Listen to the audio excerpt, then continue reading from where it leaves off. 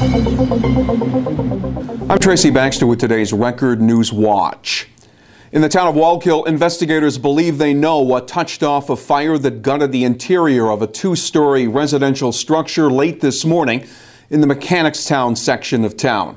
Firemen from Mechanicstown and nearby departments rushed to the multi-sided house at number 95 Brookline Avenue, where they found smoke pouring out of the building. And the blaze destroyed much of the interior as well as the contents in the residence. There were no reported injuries. The fire apparently started in a boiler located in the garage.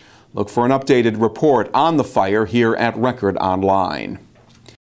They put the windfall on display. A total of 342 guns were turned in during Orange County's third gun buyback program that ran from January 18th to March 18th. The Save a Life program gave people the chance to turn in illegal or unwanted firearms in exchange for up to $150 in gift cards.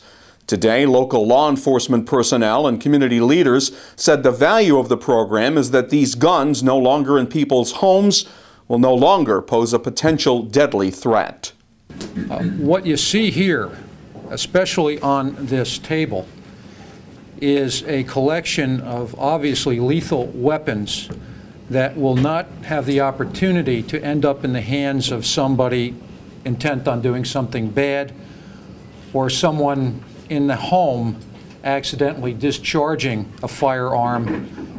I looked at this pile of guns and this is quite an amazing display. An amazing display of potential violence that has been averted.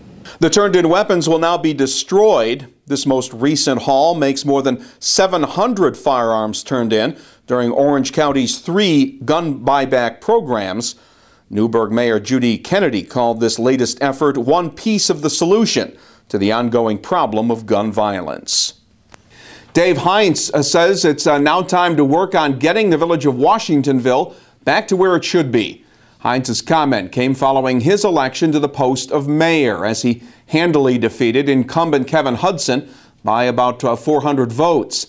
Hines' win came over a man who has been mired in controversy. Hudson's 2-year term was marked by a series of issues, from the quick demolition of Village Hall to violations of civil service law for the hiring of his brother and business partner to village DPW positions.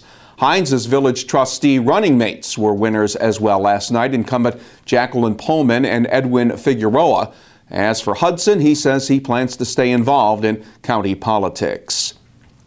Elsewhere, an incumbent mayor survived a 3-way race in the village of Otisville last night, where Mayor Brian Wona defeated 2 challengers, past Mayor Lou Marizio and Gary Ketchum.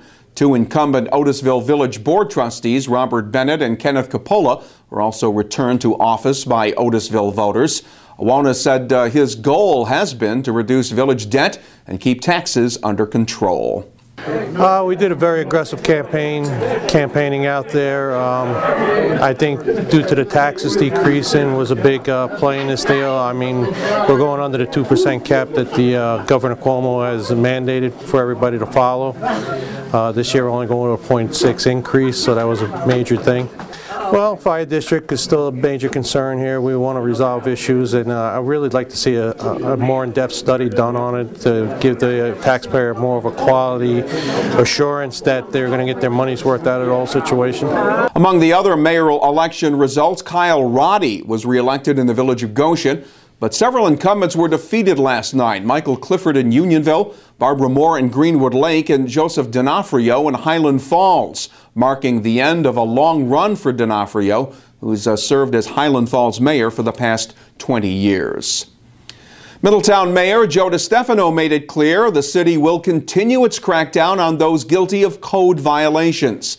The message came during his State of the City address last night, which also included plenty of praise for the past year accomplishments of the city school district, the Paramount Theater, and the ongoing transformation of the former Horton Hospital into a medical college.